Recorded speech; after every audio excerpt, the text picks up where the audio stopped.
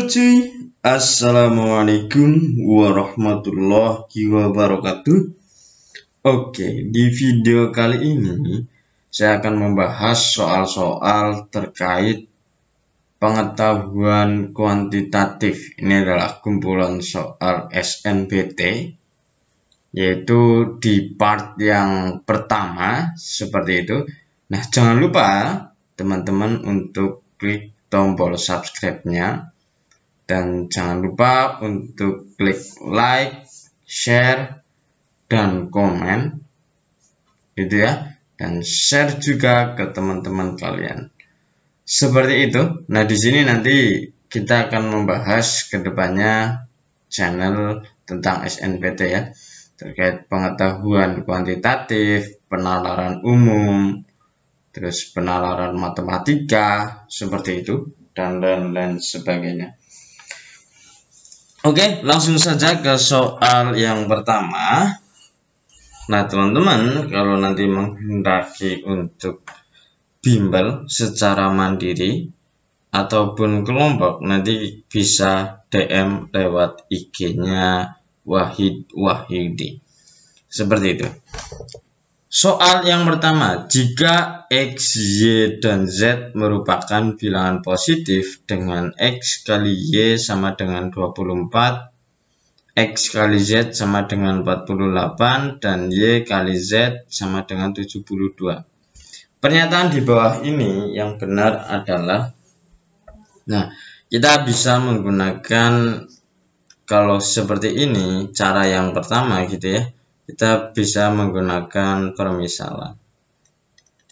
Kalau ada X, Y sama dengan 24, X, Z sama dengan 48, terus Y, Z sama dengan 72. Gimana? Kita bisa menggunakan pakai permisalan. Misal apa? Misal X-nya itu adalah 4, kalau kali 6 itu kan sama dengan 24 gitu. Nah, ini X-nya berarti 4, Y-nya berarti di sini 12 ya, sama dengan 48. Satunya adalah 6 kali 12 sama dengan 72. Jadi ini ketemu, ini Y, Z gitu ya. Permisalan itu adalah memisalkan ya, atau bahasa kasarnya adalah otak-atik matuk, seperti itu. Nah, kalau dari sini kita tahu bahwa ya X, Y, Z gitu ya. X-nya adalah 4, Y-nya adalah 6, Z-nya adalah 12 ya. Maka ini adalah tandanya seperti ini ya. Nah, ini adalah X kurang dari Y, Y kurang dari Z. Jadi yang B jawabannya seperti itu. Nah, ini gimana kalau otak-atik matuk gitu ya, memisalkan itu tidak dapat. Nah, kita bisa menggunakan cara yang kedua, yang benar-benar pakai cara. Gimana tuh caranya? Kita tulis dulu XY sama dengan 24, sedangkan XZ itu sama dengan 48, YZ sama dengan 72. Kita tulis dulu seperti itu. Nah, kita tahu di sini bahwa kalau XY sama dengan 24, berarti Y sama dengan 24 per X. Nah, ini saya mau bikin gimana caranya, nanti bisa disubstitusikan ke persamaan yang ketiga. Berarti kan ini dirubah menjadi Z sama dengan 48 per X gitu ya. Maka YZ itu sama dengan 72. Nah, Y-nya berapa? Y-nya kan ini.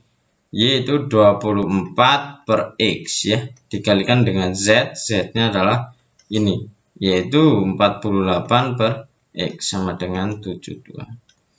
Nah, di sini akan menghasilkan 24 kali 48 sama dengan 72 gitu ya. Nah, X kali X ini ya menjadi X kuadrat ya. X kuadrat, karena ini dibagi, kita pindah ruas di sini menjadi dikali 72 X kuadrat. Nah, 72 ini kan kita bisa coret-coret ya. Tapi biar kalian paham, ini tak taruh di sini dulu. Biar ini menjadi X kuadrat sama dengan ya Nah ini 72 bagi 24 kan ini 1, ini 3, ini 3 kita coret ini, jadinya ini 16. Jadi X kuadrat itu akan menghasilkan sama dengan 16. Berarti X-nya itu sama dengan 4 ya. Karena X-nya sama dengan 4, kita bisa tuliskan X kali Y sama dengan 24. Nah ini 4 kali Y sama dengan 24, Y sama dengan 24 bagi 4. Berapa? 6 ya. Nah satunya yang X, oh bukan X, berarti apa? Y kali Z sama dengan 72. Y-nya kita tahu 6 kali Z sama dengan 72. Z itu sama dengan 72 dibagi 6. Berapa? 12. Jadi ketemu Z-nya itu adalah 12. Jadi karena X, Y, Z gitu ya. Ini 4, 6, 12, makanya akan menjadi seperti ini tandanya. Berarti jawabannya sama ya, sinkron. Seperti itu. Ini pakai cara berandai-andai atau bahasa kasarnya adalah otak-atik matuk seperti itu. Kalau yang ini pakai cara seperti itu. Oke, kita lanjut yang soal berikutnya. Ketika 5012 dicerminkan terhadap garis seperti pada gambar, maka bayangannya adalah, ini kan 5012. Bayangannya berapa? Nah, ini salah ya. Ini salah, bukan 2015. Yang betul berapa? Ini 2 ini dicerminkan kan akan menjadi seperti ini. Nah, seperti itu ya. Kan menjadi seperti ini. Jazz 5. Nah, ini ya jadi akan menjadi jazz gitu ya. Bercermin kan kita tinggal mencerminkan. Misalkan hidung kita di depan, ya di sana akan di depan seperti itu. Akan berhadapan-hadapan, istilahnya seperti itu. Nah, ini 0, ya ini akan jadi 0. Jazz gitu ya. Nah, yang ini 5. Nah, 5 kalau dicerminkan akan menjadi angkanya seperti ini. Nah, jadi 2. Yes. Jadilah ketemu jawabannya yang D, 5102. Seperti itu. Oke, kita lanjut soal yang berikutnya. Jika fx sama dengan ax plus 3 dan ffx sama dengan 4x plus 9, maka nilai a kuadrat plus 3a plus 3 adalah berapa? A13, B11, C7, D3, E2. Nah, kalau ada soal seperti ini, gitu ya, kita tahu bahwa fx sama dengan ax plus 3, gitu. Nah, fx itu adalah 4x plus 9. Nah, maka di sini kita tahu bahwa ffx, nah, berarti adalah fax plus 3 ya, sama dengan 4x plus 9. Nah, fax plus 3 ini kan fax plus 3 itu adalah ax plus 3 plus 3 gitu. Karena ini x-nya yang diganti ax plus 3. Sama dengan 4x plus 9. Nah, ini akan menjadi a kuadrat x plus 3a plus 3. Ini sama dengan 4x plus 9. Seperti itu. Nah, dari sini ya kita tahu bahwa di sini ya set.